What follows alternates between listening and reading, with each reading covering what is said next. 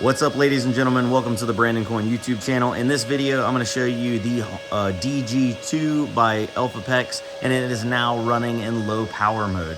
So I'm out here in the garage.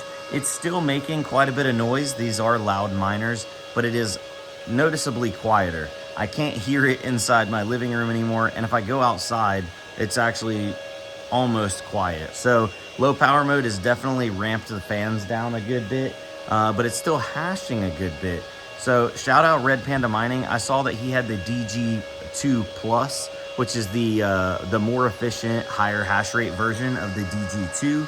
And he put that one on low power mode, and it was getting like a really low hash rate.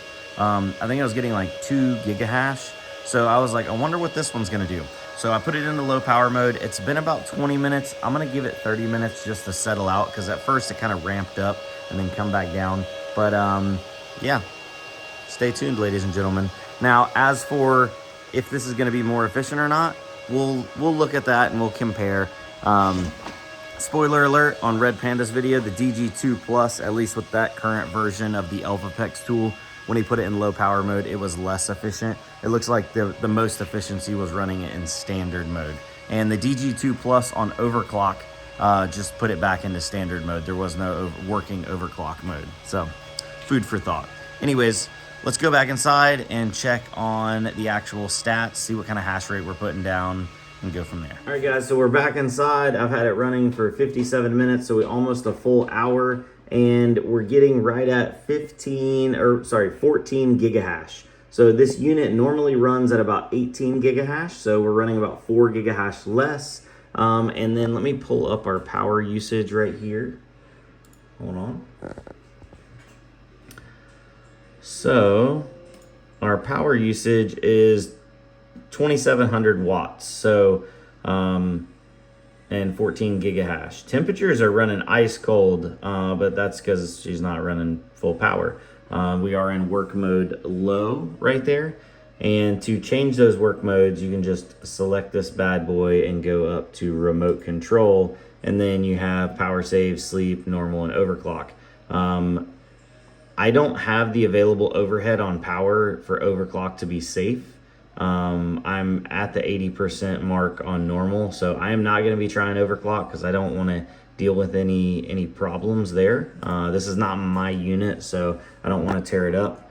But low power mode, we're getting a lower power, and it's actually running like 1,000 watts less than normal, and we're losing what, 4 gigahash. I think this might actually be more efficient. Hold on, let me do some math.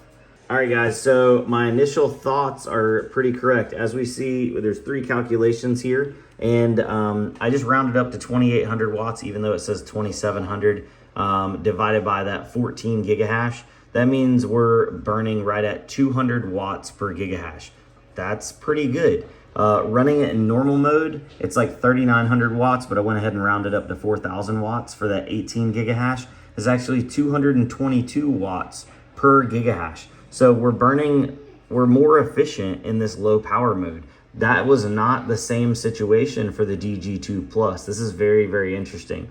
And now I wanted to compare it to an L9, which I rounded that one from the 3,300 watts up to 3,400 watts, divided by 16 gigahash, 212.5. So we already knew that the L9 was a little bit more efficient than the DG2, but the DG2 in low power mode actually makes it more efficient than the Antminer L9, and that's the 16 gigahash model right here. Hold on, right here, the Antminer L9 16 gigahash.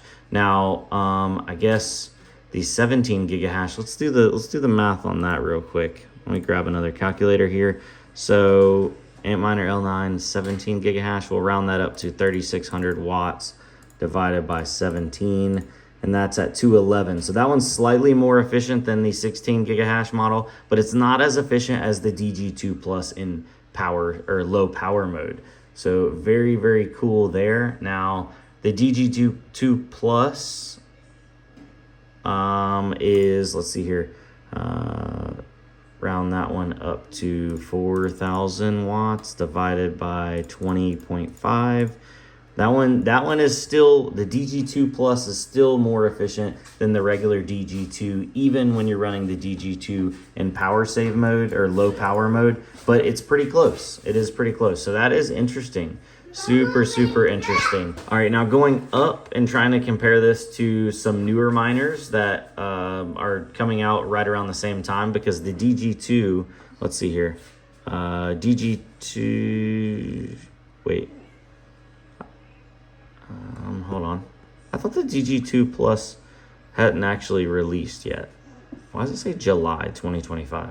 So I went over to mining now, a little bit more information, but I do stand corrected. The DG2 and DG2 Plus were March and May of 2025, but availability was not at that time, at least not for a general public. But now that people are able to start getting them and getting batches of them, the actual what is it here, the efficiency on the DG2 Plus and low power mode definitely pushes it up the list, and it pushes it up right above the right above the L9 and below the D1 Pro. So you know, you're sliding up this list, and that's not a bad situation. It's running a little bit quieter. It's definitely lower power. You could probably fit 2 of these on... No, you still can't do 2 of them on a 30 amp, 240 volt breaker. You're still pulling too much power for that. But very, very interesting. I'm going to reach out to the team and see if I'm good to try this thing in overclock mode, and we'll definitely be back. But as of right now, at 14 gigahash, let's look up the profitability. All right, so at 14 cents per kilowatt hour, which is at my residential rate, I'd still only be profiting a little over $3 a day. Now this is just Dogecoin, so it would be slightly higher than this if we were merge mining Litecoin and Bells along with Doge, which you'd obviously be doing. But just to give you an idea, so $3.12 profit, and if we bumped it up to the 3,900 watts at the 18 gigahash, $3.43. So technically slightly less profit per day, but you know, you're saving yourself 1,000 watts. So if you're in a situation where you needed to run lower power, or you didn't have like a full 30 amp breaker, maybe you had a 20 amp at 240 volt, this might be helpful for you. So anyways, with that being said, ladies and gentlemen, I'm gonna jump off here. Hope y'all have a good one. Definitely gonna check in with the team about running it in the overclock mode, and we'll see you on the flip side. Adios.